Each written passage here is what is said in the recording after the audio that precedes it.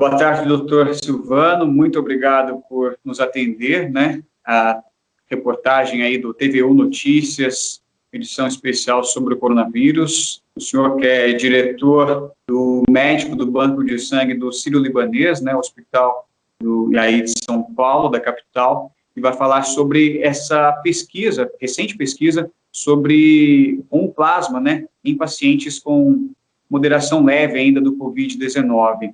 Eu começo perguntando para o senhor, doutor, em que consiste essa pesquisa?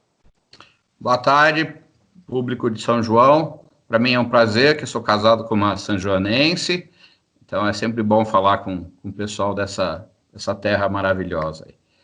O projeto é um projeto que consiste em coletar plasma de pacientes que tiveram a forma leve ou moderada da doença, que já estão curados da doença, e transfundir em pacientes que estejam na forma grave, ou seja, aqueles com uma afecção pulmonar muito intensa, necessitando de intubação ou ventilação mecânica, que nós chamamos, ou aqueles pacientes que estejam prestes a serem intubados. O objetivo é, temporariamente, reforçar a imunidade desse paciente com anticorpos advindos de pacientes que já curaram a doença, até a hora em que o próprio paciente, se recuperando, produz os seus próprios anticorpos numa quantidade e qualidade suficiente. E, doutor, quando o senhor e mais um grupo de pesquisadores do Hospital Albert Einstein iniciaram essa experiência? Bom, o projeto foi aprovado oficialmente pelo CONEP no sábado. Amanhã vão fazer exatamente 2 semanas. Então, a primeira fase do projeto foi a captação de doadores. Isso aconteceu a semana passada, e essa semana já começa a gente a fazer as transfusões nos pacientes graves. Ainda numa maneira incipiente, estamos começando devagar, mas, vamos dizer assim, nós estamos tendo uma contribuição muito grande dos doadores, tanto no Sírio como no Einstein. Isso está sendo muito positivo. E os pacientes estão respondendo bem a esses testes, à experiência?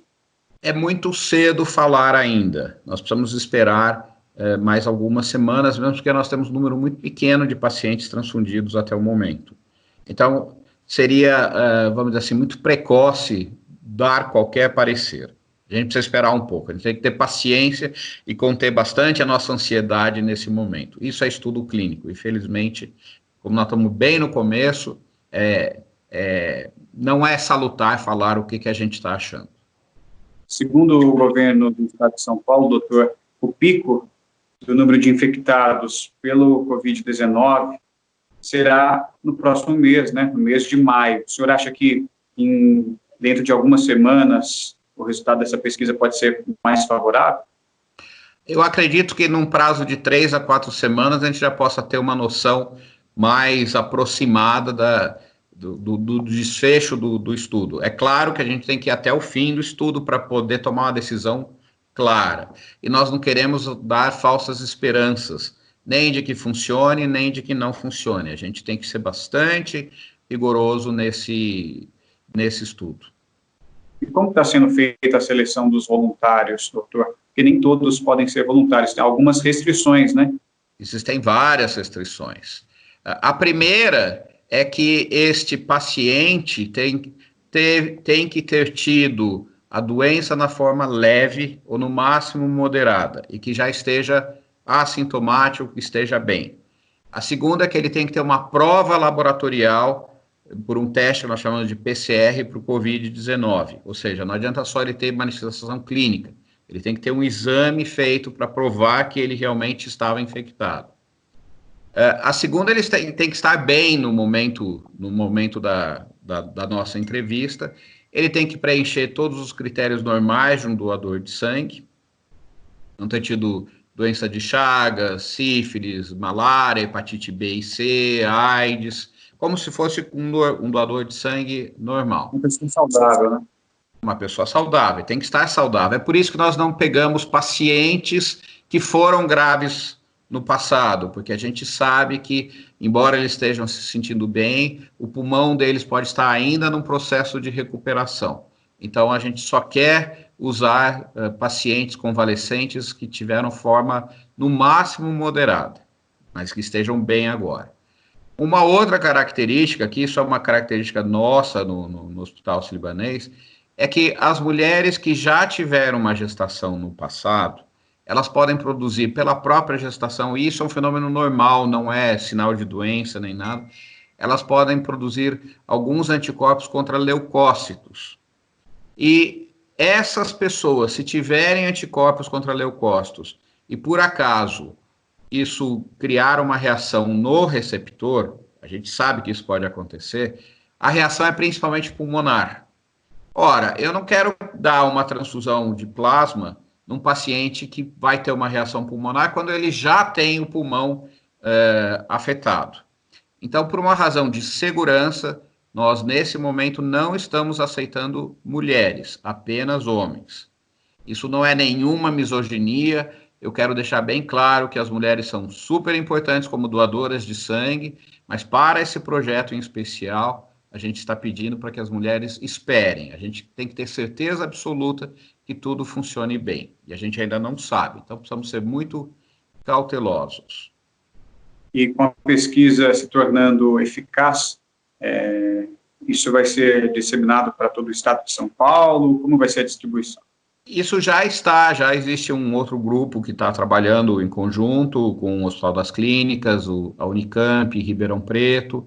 Esse estudo está sendo submetido ao CONEP também. Na realidade, não tem por que esse tipo de estudo ser endereçado somente ao Sírio-Einstein. Isso tem que ser distribuído para muita gente no país.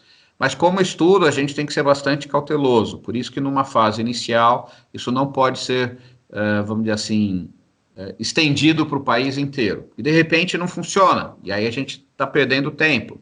Ou tem efeitos colaterais, e a gente está piorando esses pacientes.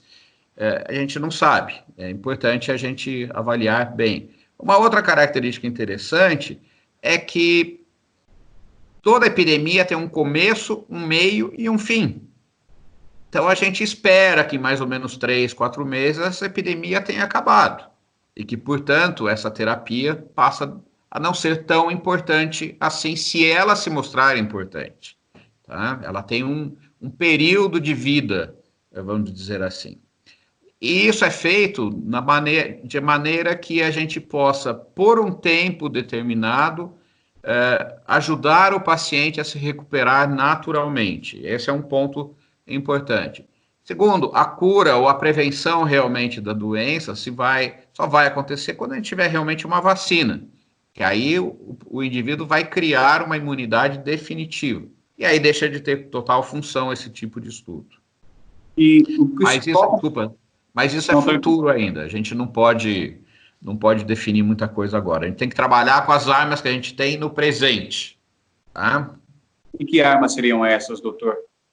Bom, existem vários esquemas em estudo. Eu não vou citar todos os esquemas, mas nós sabemos que o Ministério da Saúde, o Ministério da Ciência e Tecnologia e a Comissão Nacional de Ética em Pesquisa tem recebido um número muito grande de propostas de estudos em diversos níveis, porque realmente essa pandemia ela é muito grave, ela tem efeitos muito importantes na saúde da população, os pacientes que têm a forma grave têm uma alta mortalidade, então tudo isso é importante, e a gente não sabe quantas pessoas estão infectadas no país ainda, e nem quantas vão se infectar, a gente não sabe isso ainda, os números ainda são muito aquém da realidade. É claro que a gente está vendo um esforço muito grande de governo municipal, governo estadual, governo federal, para controlar essa doença.